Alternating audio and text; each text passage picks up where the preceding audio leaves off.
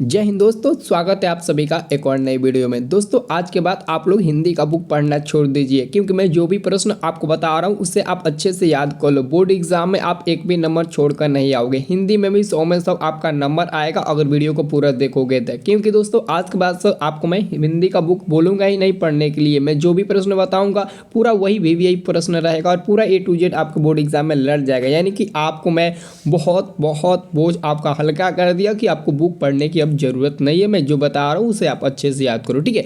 तो चलिए, समय नहीं है, वीडियो स्टार्ट करते हैं और एक एक प्रश्न को आपके दिमाग में मैं भर देता हूँ, आपके मेमोरी में मैं सेट कर देता हूँ, ठीक है। चलिए, पहला नंबर आपका क्वेश्चन है, भीमराव अंबेडकर की मृत्यु कब हुई? बाबा साहेब भीमराव अंबेडकर की मृत्यु कब हुई थी? तो बच्चों लोग आप लोग याद रखना, बाबा साहेब भीमराव अंबेडकर की मृत्यु दिल्ली में हुई थी सन 1956 ईस्वी में। अगर कोई पूछेगा कि बाबा साहेब भीमराव अंबेडकर का जन्म कब हुआ था तो बता देना 14 अप्रैल 1891 ईस्वी में इनका जन्म हुआ था महू मध्य प्रदेश में, ठीक है। एक एक के बारे में आप लोग जानकारी हासिल करना है, ठीक है। मैं सबके बारे में आपको जानकारी दे दूंगा, आपको बुक पढ़ने की जरूरत भी नहीं पड़ेगा। अगला क्वेश्चन है 2 number, the caste in India their mechanism के लेखक है।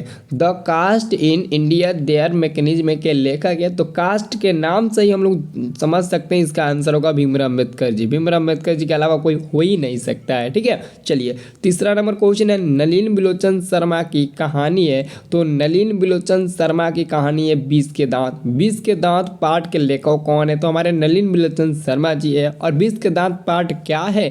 तो एक प्रकार का कहानी है। तो बच्चे लोग आंसर क्या होगा? C नंबर इसका भी आंसर होगा।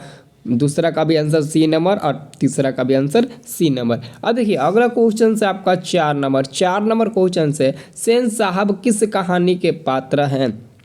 सेन साहब किस कहानी के पात्र है? तो बच्चों लोग याद रखना, सेन साहब जो कहानी के पात्र वो 20 के दांत कहानी के ही पात्र हैं। सेन साहब 20 के दांत पाठ के मतलब की कहानी के पात्र हैं, ठीक है। अगला क्वेश्चन है आपका 5 नंबर, भारत से हम क्या सीखे, किस साहित्यिक विद्या की है? ये क्वेश्चन सबसे ज़्यादा बार आपके बोर्ड एग्जाम में पूछा गया है। तो आपको बुक पढ़ने की जरूरत क्या है, मैं खुद बता देता हूँ। भारत से हम क्या सीखे पाठ किस साहित्यिक विद्या की है? तो बता देना आप लोग, भाषण इनकी लेक्चर है, ठीक है। और इनके लेखक कौन है? मैक्स मुलर, जिनका जन्म जर्मनी में हुआ था। बहुत इंपॉर्टेंट क्वेश्चन है मैक्स मुलर, ठीक है। मैक्स मुलर जर्मनी में जन्मित हुए थे, ठीक है। और इनका एक पाठ है भारत से हम क्या सीखे, भाषण, इनका एक भाषण है भारत से हम क्या सीखें, ठीक है। चलिए, अगला क्वेश्चन है, कौन सी भाषा सभी भाषाओं में अग्रज है? हर स्टूडेंट इसका आंसर बता देगा क्योंकि इसका आंसर आप सभी के सामने है, ठीक है। कौन सी भाषा सभी भाषाओं में अग्रज है? तो अंग्रेजी, लैटिन, हिंदी नहीं बल्कि संस्कृत होगा। आप लोग सोचोगे सर हिंदी होगा, नहीं, संस्कृत होगा। संस्कृत हमारी प्राचीन भाषाएं हैं, ठीक है। इसलिए तो हमारे बोर्ड में अभी तक संस्कृत का चर्चा हो रही है, क्योंकि संस्कृत हमारी प्राचीन भाषा है, तो संस्कृत को कौन कैसे भूल सकता है। अगला क्वेश्चन है 7 नंबर, नाखून क्यों बढ़ते हैं? यह प्रश्न लेखक के समक्ष किसने उपस्थित किया? नाखून क्यों बढ़ते हैं? यह प्रश्न लेखक के समक्ष किसने उपस्थित किया? ऑलरेडी नाखून क्यों बढ़ते हैं पाठ के लेखक हजारी प्रसाद द्विवेदी, जिनका जन्म हुआ था सन 1907 ईस्वी में। शायद 1907 ईस्वी में ही हुआ था, ठीक है, हजारी प्रसाद द्विवेदी का जन्म। लेकिन यह प्रश्न किसने पूछा था कि नाखून क्यों बढ़ते हैं लेखक से? तो एक छोटी बेटी ने पूछा था। किसने पूछा था? एक छोटी बेटी ने ही पूछा था लेखक से कि नाखून क्यों बढ़ते हैं। अब देखिए अगला क्वेश्चन, क्या आपके पास जवाब है नाखून क्यों बढ़ते हैं? अगर किसी के पास जवाब है कि नाखून क्यों बढ़ते हैं तो कमेंट करके बता सकते हैं। और वीडियो को लाइक नहीं किया, वीडियो को लाइक भी कर दीजिएगा। अगर ऐसे ही आपको हर विषय का मतलब बेसिक और साथ में इंपॉर्टेंट क्वेश्चंस आपको चाहिए जो एग्जाम में 100% लड़ जाए तो चैनल को सब्सक्राइब कर लीजिएगा। इस चैनल के अलावा आपको दूसरे चैनल पर नहीं मिल सकता है, क्योंकि ये रिकॉर्ड है पूरे भारत में कि आपको MCQ क्वेश्चन का तैयारी कराने वाला number 1 educational channel study plus है, ठीक है। तो आप अच्छे से इसको मतलब कि वीडियो देखिएगा और एक एक वीडियो देखिएगा और चैनल को सब्सक्राइब कर लीजिएगा। आपके लिए तो मैं फ्री में आपको व्हाट्सएप ग्रुप का भी लिंक दे चुका हूं। आप चाहो तो आप हमारे व्हाट्सएप ग्रुप में भी जुड़ सकते हो, जिसका लिंक आपको डिस्क्रिप्शन बॉक्स में मिल जाएगा। 8 नंबर क्वेश्चन है, नाखून मनुष्य का। तो आप लोग समझ सकते हो, आप अपने मन से बताइए नाखून मनुष्य का क्या है। ऑप्शन पढ़िएगा तो आपके दिमाग में खुद आ जाएगा कि नाखून हमारा क्या है। तो नाखून मनुष्य का प्राचीनतम हथियार है। आप सभी को पता होगा कि पहले मनुष्य नाखून के इस्तेमाल से ही हर काम करते थे, चाहे वो शिकार करना हो या फिर कोई भी काम करते थे नाखून के ही मदद से करते थे। आज ना यानी कि वर्तमान समय में ना आज मतलब कि मानव बहुत आगे जा चुका है, लेकिन ये नाखून बहुत पहले हम लोगों का रक्षक था एक तरफ से समझिए तो, ठीक है। अब देखिए अगला क्वेश्चन है 9 नंबर, उत्तर भारत के नागरी लिपि को हम किस नाम से जानते हैं? तो उत्तर भारत के नागरी लिपि को हम लोग देवनागरी लिपि के नाम से जानते हैं, देवनागरी लिपि के नाम से जानते हैं, ठीक है। किसके नाम से? देवनागरी लिपि के नाम से। अगला क्वेश्चन आपका 10 नंबर, महमूद गजनवी द्वारा चलाया गया सिक्का किस लिपि में लिखा गया? महमूद गजनवी द्वारा चलाया गया जो सिक्का था वो किस लिपि में लिखा गया था? ब्राह्मी लिपि में लिखा गया था। किस लिपि में? ब्राह्मी लिपि में लिखा गया था, ठीक है। लगातार आंसर आ रहा है 8, 9, 10 का ए आ रहा है, ठीक है। लगातार आ रहा है ना आंसर 8, 9, 10 का ए नंबर। चलिए अब अगला क्वेश्चन देखते हैं ना। अगला क्वेश्चन आपका आ रहा है 11 नंबर। 11 नंबर क्वेश्चन है आपका, बहादुर कहाँ से भाग कर आया था? आप सभी को पता होगा कि बहादुर जब घर से भागा था तो क्यों भागा था ना, तो अपनी माँ के मार के कारण बहादुर अपने घर से भागा था। लेकिन बहादुर कहाँ से भाग कर आया था? तो नेपाल से भाग कर आया था। कहाँ से? नेपाल से। आंसर देखो सी नंबर में दिया है, बहादुर नेपाल से भाग कर आया था। जबकि 12 नंबर क्वेश्चन है, रिश्तेदार की पत्नी के कितने रुपये खो गए थे? रिश्तेदार के पत्नी के कितने रुपये खो गए थे? तो आपको सभी को पता होगा जब बहादुर के यहाँ मेहमान आए थे, उनके रिश्तेदार आए थे, तो रिश्तेदार के पत्नी के ना 11 रुपये खो गए थे, जिसका इल्ज़ाम बहादुर के ऊपर लगाया गया था, ठीक है। तो आंसर क्या होगा आपका? 11 रुपये। अब देखिए अगला क्वेश्चन आपका है, अगला क्वेश्चन है 33 यानी 13 नंबर, यानी कि ये क्वेश्चन कई बार एग्जाम में आ चुका है। दूसरों की नकल कर लिखा गया साहित्य कैसा होता है? तो अधम होता है, अधम। आंसर क्या होगा? सी नंबर होगा। दूसरों की नकल कर लिखा गया साहित्य कैसा होता है? तो अधम होता है। 14 नंबर क्वेश्चन है, बिरजू महाराज को संगीत नाटक अकादमी अवार्ड किस उम्र में मिला? बिरजू महाराज को संगीत नाटक अकादमी अवार्ड किस उम्र में मिला था? तो मैं आप सभी को इनके पूरे कुंडली के बारे में बता देता हूँ, अच्छे से जान लो। पहले तो इसका आंसर देख लो, 27 वर्ष की उम्र में। पंडित बिरजू महाराज का जन्म उत्तर प्रदेश में हुआ था, और कहाँ पर? तो लखनऊ में। क्योंकि कभी कभी एग्जाम में पूछता है कि पंडित बिरजू महाराज का संबंध है, तो लखनऊ घराने से आप लोग टिक लगा देना। पंडित बिरजू महाराज का जन्म उत्तर प्रदेश के लखनऊ में हुआ था, और कब हुआ था? तो 1938 ईस्वी में हुआ था। 1938 ईस्वी में इनका जन्म हुआ था, ठीक है। और हम बता दें आपको, इनको 27 साल की उम्र में संगीत नाटक अकादमी अवार्ड मिला। 54 वर्ष की उम्र में इनकी मृत्यु हो गई, यानी कि देखा जाए तो 1992 में इनकी मृत्यु हुई थी। कब? 1992 ईस्वी में, ठीक है। क्योंकि 54 वर्ष यानी कि 1938 में 54 ऐड कर दीजिएगा, आपको मिल जाएगा 1992 ईस्वी में इनकी मृत्यु हो गई थी। अच्छे से इनके बारे में याद है ना, शंभू, पंडित बिरजू महाराज के चाचा का नाम था शंभू महाराज। पंडित बिरजू महाराज अपने माँ को सबसे बड़ा जज मानते थे। एक एक क्वेश्चन इनके बारे में आप लोग याद रखना। ये सब क्वेश्चन आपके एग्जाम में आया हुआ है, इसलिए मैं बता रहा हूँ। ऐसा नहीं कि कोई भी क्वेश्चन आपको उठाकर बता दूं, आपके एग्जाम में लड़ाई नहीं, मैं आपको एग्जाम में आने वाले ही प्रश्न बताता हूं, ठीक है। अब देखिए अगला क्वेश्चन, अभिमन्यु में लेखक ने कितनी कविताएं लिखी? अभिमन्यु में लेखक ने कितनी कविताएं लिखी? मैं कोशिश में हूँ, मैं पता है आपको क्या कोशिश में हूँ, कि मैं सोच रहा हूँ कि सभी बच्चे को ऑब्जेक्टिव इतना मजबूत करा दूँ ना, ताकि वो ऑब्जेक्टिव से 200 नंबर पार कर ले। 230 नंबर है ना आपका ऑब्जेक्टिव में, अगर ऑब्जेक्टिव में 200 नंबर पार कर लेगा तो सब्जेक्टिव में आराम से वो गर्दा मचा देगा, ठीक है। सब्जेक्टिव में आराम से वो गर्दा मचा देगा। यानी कि हर छात्रों के मैं जुबान से यही सुनना चाहता हूँ, सर मैं फर्स्ट आ गया, सर मैं फर्स्ट आ गया। लेकिन मैं उसमें भी सुनना चाहता हूँ फर्स्ट में 400 मेरा आ गया, मेरा 400 आ गया, मैं ऐसे सुनना चाहता हूँ, ठीक है। इसलिए मैं आप सभी को थोड़ा अच्छे से मेहनत कराने का प्रयास कर रहा हूँ, और ठीक है। तो सब लोग वीडियो को लाइक कर दीजिए, तो ठीक है। चलिए 15 का आंसर आपका क्या हो जाएगा? अभिमन्यु में कितने लिखता है, अभिमन्यु में लेखक ने कितनी कविताएं लिखी? 35 कविताएं लिखी, ठीक है। 16 नंबर क्वेश्चन है, मछली किस प्रकार की कहानी है? मछली किस प्रकार की कहानी है? तो एक सामाजिक कहानी है। मछली एक सामाजिक कहानी है, जो आंसर होगा सी नंबर। अगला क्वेश्चन है, बिस्मिल्लाह खां के मामा का नाम था। बिस्मिल्लाह खां के मामा का नाम क्या था? सादिक हुसैन। क्या था जी? सादिक हुसैन नाम था। आंसर होगा सी नंबर। 18 नंबर क्वेश्चन है, भारतीय संस्कृति किसका प्रतीक है? भारतीय जो संस्कृति वो किसका प्रतीक है? विभिन्न संस्कृतियों के सामंजस्य का प्रतीक है। आंसर होगा डी नंबर। क्या होगा जी? आंसर डी नंबर सही होगा। अगला क्वेश्चन देखें। अगला क्वेश्चन से आपका 19 नंबर क्वेश्चन है, गुरु नानक के अनुसार किसके बिना जन्म व्यर्थ है? तो गुरु नानक के बिना, राम नाम के बिना, ठीक है।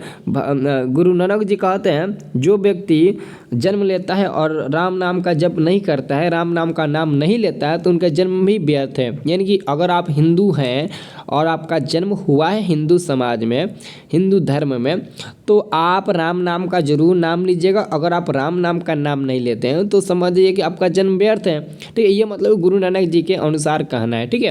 अब देखिए अगला क्वेश्चन है, गुरु नानक किस भक्ति धारा के कवि है? तो गुरु नानक हमारे निर्गुण भक्ति धारा के कवि है। आंसर होगा आपका ए नंबर, गुरु नानक निर्गुण भक्ति धारा के कवि हैं। अब देखिए अगला क्वेश्चन है 21 यानी कि 21 नंबर क्वेश्चन से, कौन सी कृति रसखान की नहीं है? अष्टयाम जो कृति है ना वो रसखान की नहीं है, क्योंकि प्रेम फुलवारी, प्रेम वाटिका, सुजान रसखान, ये सब रसखान जी की कृति है। बट यहाँ पर जो आपको दिया गया अष्टयाम ये नहीं है। 22 नंबर क्वेश्चन है, घनानंद किस काल के कवि है? घनानंद जी किस काल के कवि हैं?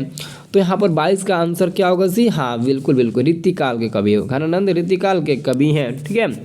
अब चलिए अगला क्वेश्चन से अगला क्वेश्चन आपका है 23 नंबर प्रश्न है, अति सूदो स्नेह कुमारक, अति सूदो स्नेह कुमारक शीर्षक सभया किसकी रचना है? अति सूदो स्नेह कुमारक शीर्षक सभया किसकी रचना है? तो 23 का करेक्ट आंसर होगा सी नंबर, घनानंद की है। किसकी है जी? घनानंद की है। 24 नंबर क्वेश्चन है, प्रेमधन किस युग के कवि है? प्रेमधन किस युग के कवि है? तो भरतेंदु युग का। ये तो आसान है क्वेश्चन, सबको ही बता देगा, भरतेंदु युग के, ठीक है। किस युग के कवि है? प्रेमधन जो है ना वो किस युग के कवि है? तो आपका आंसर होगा ए नंबर वाला, भरतेंदु युग के कवि है, ठीक है। अगला क्वेश्चन है, पंत जी की भारत माता कहाँ की निवासिनी है? पंत जी की भारत माता कहाँ की निवासिनी है? तो गाँव की निवासिनी है मेरे दोस्त, गाँव की निवासिनी है। 26 नंबर क्वेश्चन है, दिनकर के काव्य का मूल स्वर है, यानी कि मूल स्वर क्या है? दिनकर के काव्य का मूल स्वर क्या है? ओज एवं राष्ट्रीय चेतना। क्या है जी? ओज एवं राष्ट्रीय चेतना। आंसर होगा ए नंबर वाला, ओज एवं राष्ट्रीय चेतना। क्या हो जाएगा? ए नंबर हो जाएगा। अगला क्वेश्चन आपका 27 नंबर क्वेश्चन से, कौन सी कृति अज्ञेय की नहीं है? कौन सी कृति अज्ञेय जी की नहीं है? आंसर होगा बी, मिलन यामिनी जो कृति है वो अज्ञेय जी की नहीं है। 28 नंबर क्वेश्चन से, शेखर एक जीवनी किस विद्या की रचना है? शेखर एक जीवनी किस विद्या की रचना है? तो 28 का आंसर होगा उपन्यास, ठीक है। 28 का आंसर होगा उपन्यास। क्या होगा जी? उपन्यास होगा। शेखर एक जीवनी किस विद्या की रचना है? तो उपन्यास होगा, ठीक है। 28 का आंसर क्या होगा जी? ऑप्शन नंबर ए बिल्कुल करेक्ट आंसर हो जाएगा। अगला क्वेश्चन देखिए 29 नंबर प्रश्न है, कुंवर नारायण कैसे कवि है? कुंवर नारायण कैसे कवि है? संवेदनशील कवि। आंसर होगा बी नंबर, कुंवर नारायण संवेदनशील कवि हैं। आंसर होगा आपका बी नंबर। अगला क्वेश्चन आपका 30 नंबर, वेरी टॉप क्वेश्चन है 30 नंबर, ठीक है।